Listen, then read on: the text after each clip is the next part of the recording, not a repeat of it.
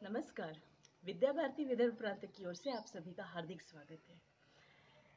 हम जो अभी वैदिक गणित की कार्यशाला में देख रहे थे भाग पद्धति, साथ में ही देखिए हमने आपसे जब बातचीत करते हुए कई बार कहा कि आप अब एक आदत सी डाल दीजिए कि जितने भी हम गणित हल करेंगे, गणितीय समीकरण हल करेंगे, तो ये सभी के सभी आप बीजांक से चेक करेंगे। अब तक के तो मुझे किसी के भी एक का भी जवाब नहीं आया इस तरीके का कि हाँ हमने चेक किया मैम और ये सही आया। लेकिन देखिए, एक अगर आपकी तरफ से भी अगर मुझे पता चलते रहा तो मैं खुश हो जाऊंगी। इसमें मुझे पता चलेगा कि हाँ आप लोगों को समझ में आ रहा है। हमने जब देखा, आपने हमेशा बोर्ड प्लेन रहता है, आज बोर्ड में हमने कल का ही गणित रखा था। हमने कल जानबूझ के उसमें एक गलती रखी हुई थी। हम ये देखना चाह रहे थे कि आप इसे कितना गहराई से देख रहे हैं, या आप अभ्यास कर रहे हैं या नहीं कर रहे हैं। अब ये जो अगर अपने कल का जो गणित है, ये वैसे तो एक नज़र से भी समझ में आता है, लेकिन कई बार नज़र से नहीं जब समझ में आता है तो हमारे पास में बीजांक पद्धति थी। बीजांक पद्धति से देखिए, ये जो गणित था हमारा कल का, इसका अगर आप बीजांक निकालते हैं तो ये जो बीजांक आएगा 5, 9, 5, 14, ये हम इसे 9 को छोड़ दे, 5 और 8 13, 13 और 2 15, यानी कि 6। इसका बीजांक आ गया 6। तो हमारे पास में डिवाइजर है, उसे हम गुणा करेंगे कोशेंट से। अब डिवाइजर का बीजांक आ गया 5, कोशेंट का देखिए कितना आता है, 2 और 1 3, 3 और 4 7, 1 8, 8 और 6 14, 14 यानी 5। अब 5 गुना 5 25, यानी कि 7 आया। 7 अधिक 1 8, इसका मतलब है ये हमारा गलत था। अगर यहाँ पर हमारा 8 आया है सब मिला के, तो इसका मतलब है ये कहीं गलत है। वो गलती देखिए यहाँ थी। ये जो है हमने कल जानबूझ के इसमें गलती करके छोड़ा था, यहाँ 6 चाहिए था। 32 में से अगर 6 गए तो 26 बचते हैं। अब हम फिर से करके देखते हैं। इसका तो 5 आया था, इसका भी 5 आया था। 5 बचे 25 यानी 7। 7 में आप 6 मिलाइए,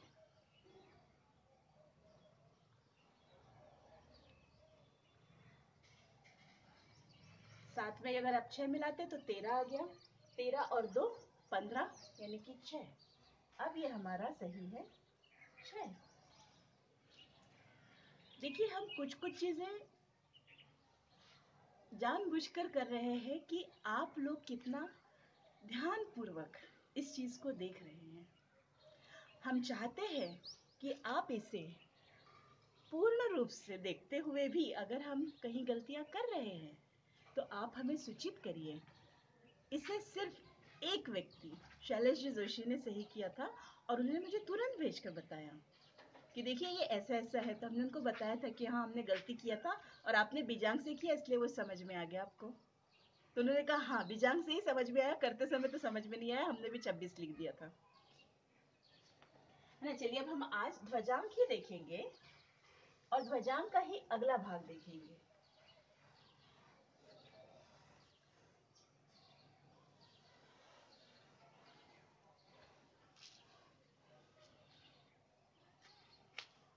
हमने आपको 2-3 दिन पहले भी एक चीज बताई थी कि जिस किसी को भी वैदिक गणित की कार्यशाला में आगे चल के अगर आपको पढ़ना है तो कृपया आप मुझे इस व्हाट्सएप नंबर पर, ये हमारा व्हाट्सएप नंबर भी है, तो इसी नंबर पर आप मुझे आपका नाम, फ़ोन नंबर, साथ में ही आपके शहर का नाम और आप क्या करते हैं, आप विद्यार्थी हैं, आप शिक्षक हैं, ये आप बताएंगे।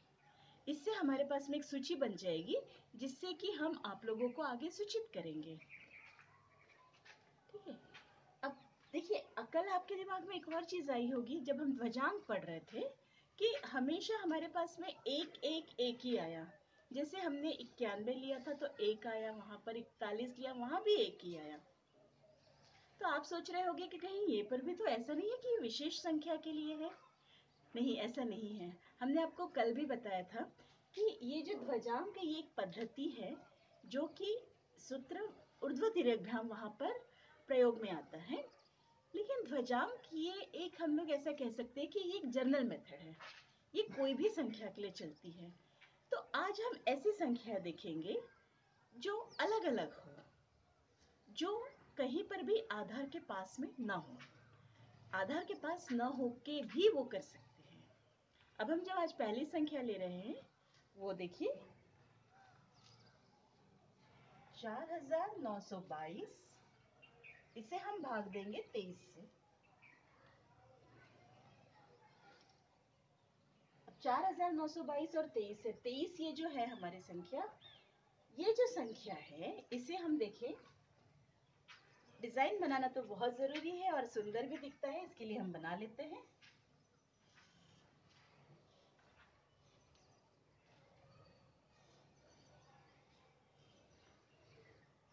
अब हमारा मुख्यांक जो 23 है इसमें हो गया 2, मुख्यांक हो गया, और जो ध्वजा अंक है ये आ गया 3। हम इसे दूसरा तरह से लिख देते हैं 3।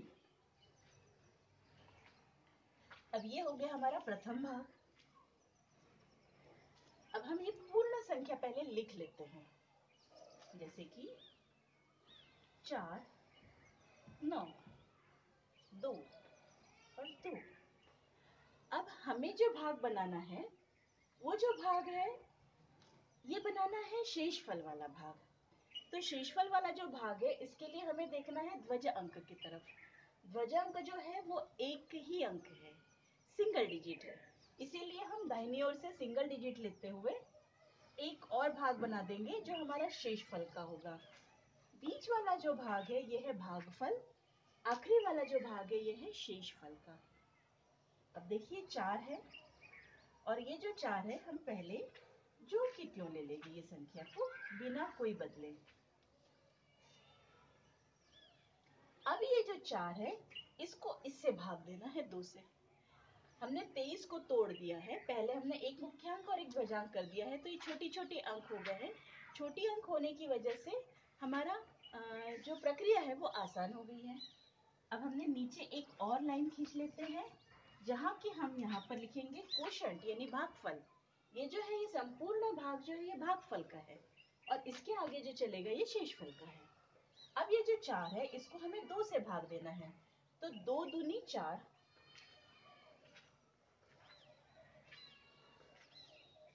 हमारे पास में बचता है 0।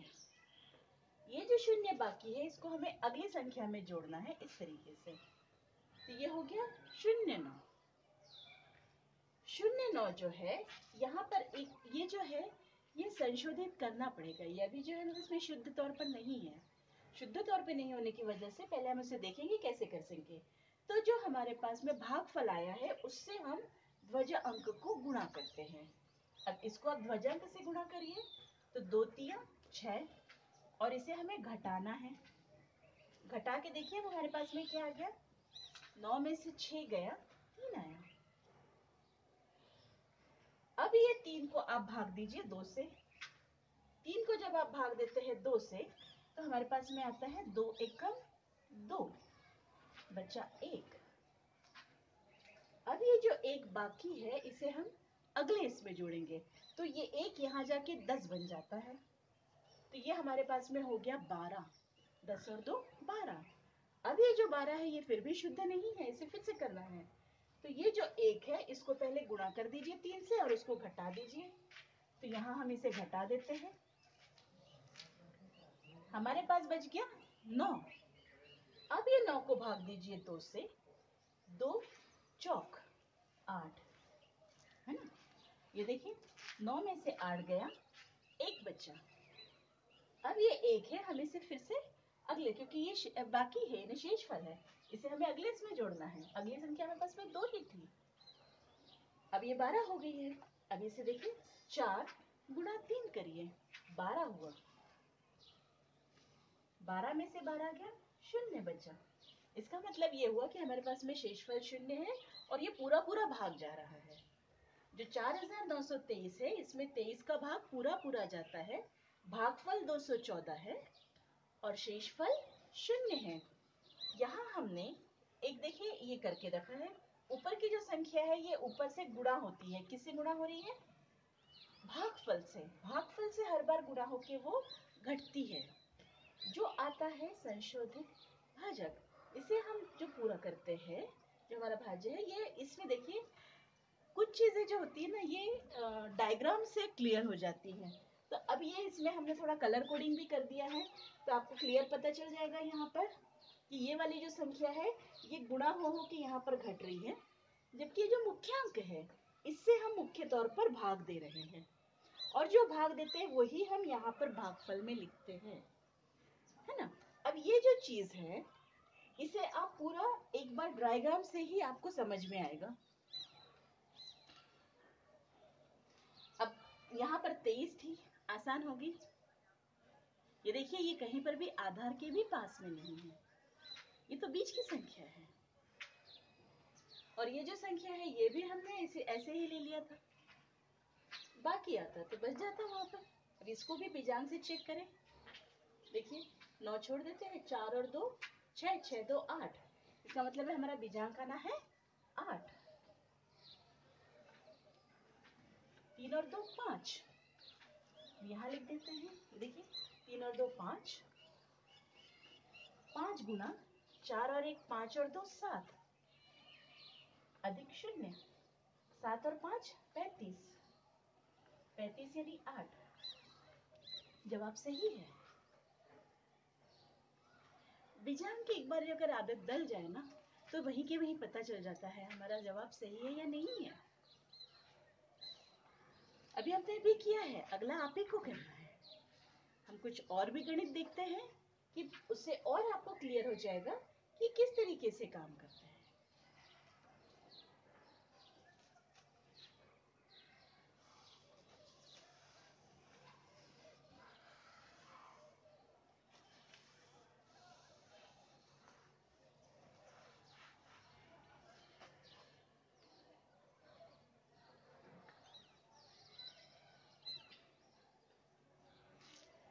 देखिए संख्या जो है वो 4 अंक की हो, 5 अंक की हो, 6 अंक की हो, कोई भी हो। अभी फिलहाल हम जो देख रहे हैं जो हमारा डिवाइसर है वो हमारा सिर्फ 2 अंक की है। तो ये अभी हम इसके लिए इसे लिमिटेड रखे हैं क्योंकि अभी हमारे पास में जो स्कूली बच्चे हैं उन्हें बहुत बड़ी बड़ी संख्याएं नहीं होती है। अभी इसमें ऊर्ध्व रेखांक का सिर्फ एक ही भाग जो ऊर्ध्व है वो ही इस्तेमाल हो रहा है। हम अगली संख्या देखते हैं। अगली संख्या है हमारे पास में 23,754। इसे हम भाग देंगे 74 से। अब ये जो 74 है इसमें का मुख्यांक क्या हो जाएगा? 7, जबकि ध्वजांक हो जाएगा 4।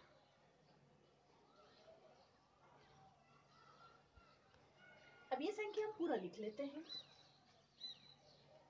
2 3 7 5 4।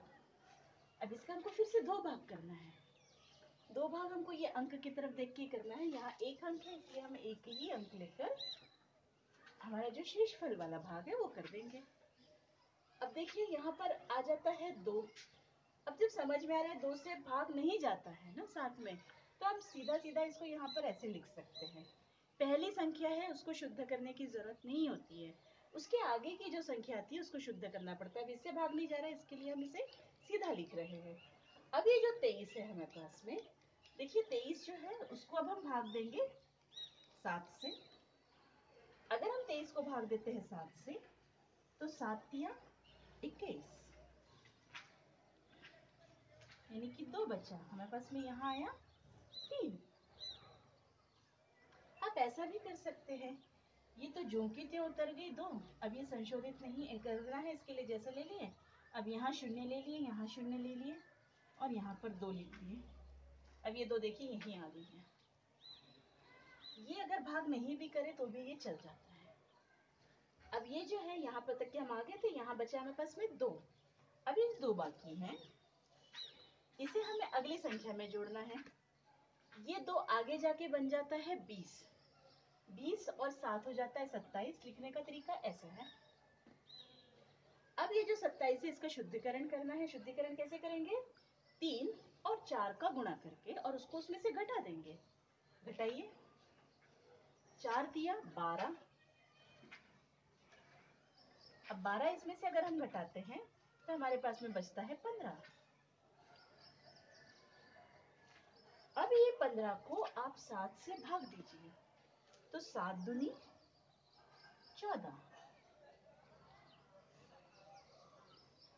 अब बचा 1। अब ये जो 1 बाकी है इसको इसमें जोड़ेंगे, ये बन जाएगा 1, यहाँ आकर बन जाता है 10। 10 और 5 15 बन गया। अब ये 15 जो है वो शुद्ध नहीं है, उसे फिर से शुद्ध करने कैसे? ये दोनों को गुणा करके उसमें से घटा देना है। तो 4 दूनी 8 को घटाइए, बचता है 7। अब ये 7 को ये 7 से भाग दे दीजिए। 7 एकम 7, हमारे पास में बचा 0। अब यहाँ 0 आ गया, इसका मतलब है प्रक्रिया पूर्ण नहीं हुई है, अभी आखिरी संख्या तक के पहुंचना है। कैसे पहुंचेंगे? ये 0 इसमें जोड़ दीजिए। 0 जोड़ने से भी वो संख्या वैसी ही रहेगी, लेकिन फिर भी तरीका है इसलिए हम लिखेंगे। अब ये संख्या को इससे गुणा करना है क्योंकि वो शुद्ध नहीं है इसलिए, और 4 एकम 4।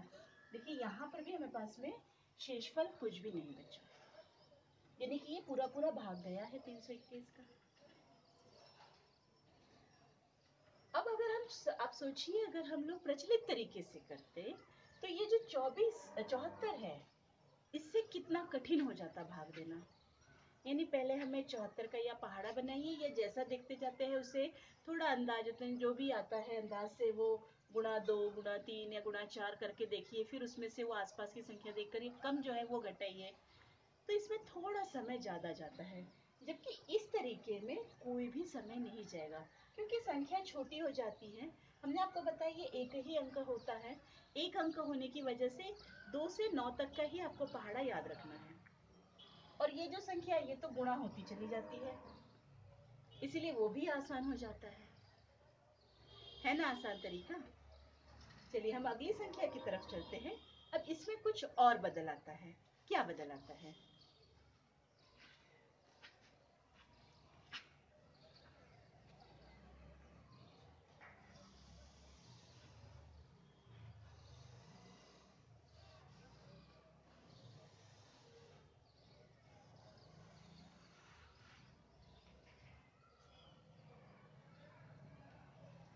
हमारी जो अगली संख्या है वो बहुत मजेदार संख्या है, 77,251। इसको हम भाग देंगे 89 से, 89। अब यहाँ पर एक चीज आपको मैं बताना चाहूंगी। अब ये जो 8 और 9 देखिए दोनों ही संख्या यानी मुझे जो है वो थोड़ा प्रक्रिया के हिसाब से कठिन लग रही है, क्योंकि जब हम गुणा करते जाएंगे तो ये संख्या बड़ी बड़ी होती जाएगी। तो क्या हम इसे छोटी कर सकते हैं? क्योंकि ये ध्वजांक आएगा 9।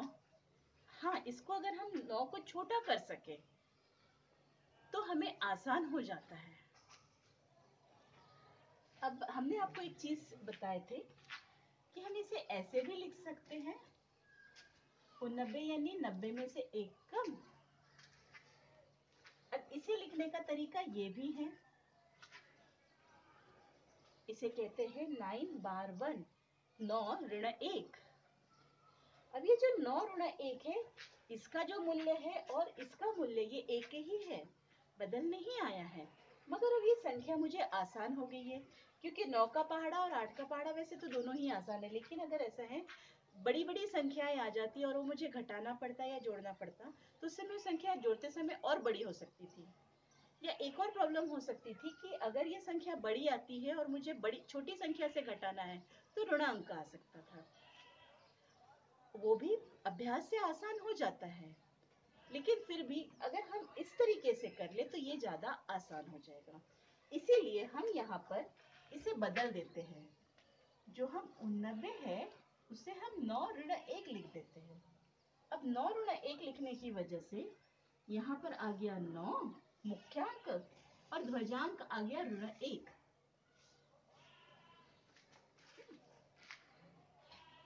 अब चलिए अपना गणित करें, बड़ा ही आसान है। अगली संख्या हम देखें, ये तो लिखना ही है हमें, 7 7 2 5 1। शेषफल भी निकल गया, शेषफल वाला भाग। अब ये जो संख्या है ये ऋण है, ये याद रखना है। अब पहली जो संख्या है वो हम सीधा 77 लिख देते हैं यहाँ पर, क्योंकि अब आपको थोड़ा पिछली गणित की वजह से आदत से होगी, इसलिए 77 में से सीधा 9 को भाग। अब 77 में भाग दीजिए, क्या आएगा हमारे पास में, देखिए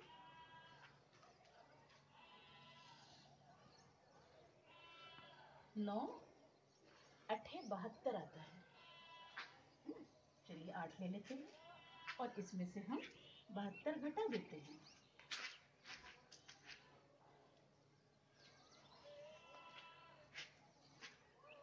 अब ये जो 5 है ये अगले अंक में हम जोड़ देते हैं। अब ये हो गया 52। अब ये शुद्ध नहीं है, इसलिए शुद्ध कैसे करेंगे, इसे और इसे गुणा करके। लेकिन हमें देखिए घटाना है, हम यहाँ पर अलग चौक ले लेते हैं। अब ये जो घटाना है, मगर 8 ऋण 1 ऋण 8 आएगा।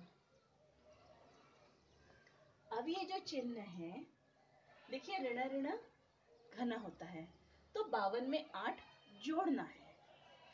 जोड़ के हमारे पास में आ जाएगा ये 60। अब ये 60 को आप भाग दीजिए 9 से। 9 छक्के 54, बचा 6। अब ये 6 जो है इसको हम अगले इसमें जोड़ देते हैं, 65 हो गया। अब ये जो 65 है इसको भी शुद्धिकरण तो करना ही है, फिर से वही है, गुणा करिए और यहाँ 6 लिख दीजिए। अब 65 में 6 जोड़ना है, 65 में 6 जोड़े हमारे पास में आ जाएगा 71। 6 5 11, 6 और 1 7, 71। अब ये 71 को 9 से भाग दीजिए। अब देखिए कितना आएगा, 9 छक्के 54, 9 सत्ते 63।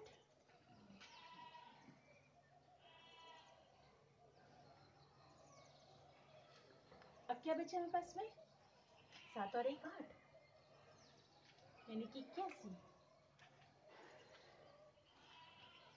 अब ये 81 इसका भी शुद्धिकरण करना है, 7 को इससे ऋण 1 से गुणा करना है, तो हमारे पास में आ जाएगा ऋण 7। और इसमें अगर हम ये संख्या मिला दिए तो 88 आ गई।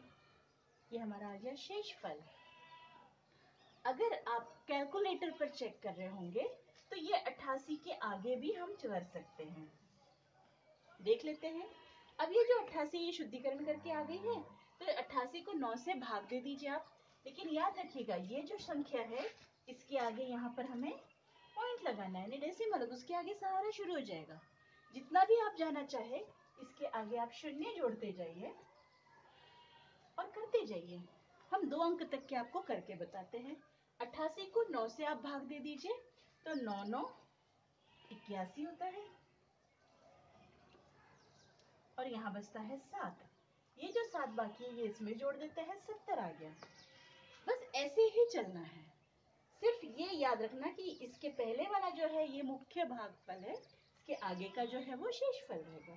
शेषफल यानी अब यहाँ शेषफल नहीं आते होंगे, यहाँ पर दशमलव आते जाएंगे, यानी डेसिमल्स आते जाएंगे।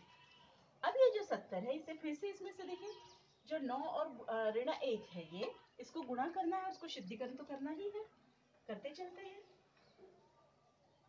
अब ये आ गया 79। अब 79 को फिर से 9 से भाग दे दीजिए।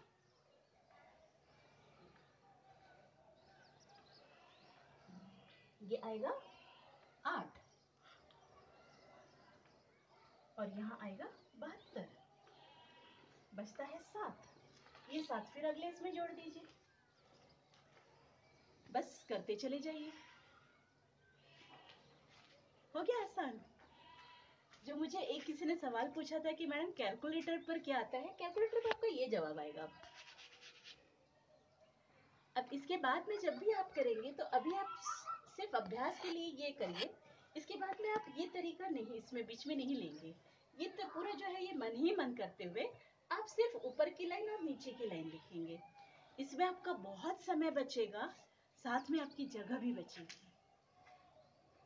जब हम लिखते कम है ना, तो हमें पास में समय बहुत होता है। और कैलकुलेशन ऐसा है कि जब ये छोटा हो जाता है, आसान हो जाता है, तो करने में वैसे ही बहुत आसान है। संख्याओं को पहले देखिए, समझिए। संख्याओं को अगर तोड़ के आसान होती होगी तो आप उस तरीके से करिए जैसे हमने ध्वजांक में किया। निखिलम भी बहुत अच्छा तरीका है, परावर्त भी बहुत अच्छा तरीका है, लेकिन ये जो ध्वजांक है ये यूनिवर्सल मेथड की जाती है। ध्वजांक हम यहीं पर ही खत्म करते हैं। हम इसके बाद में एक पूरा सत्र जो लेंगे उसमें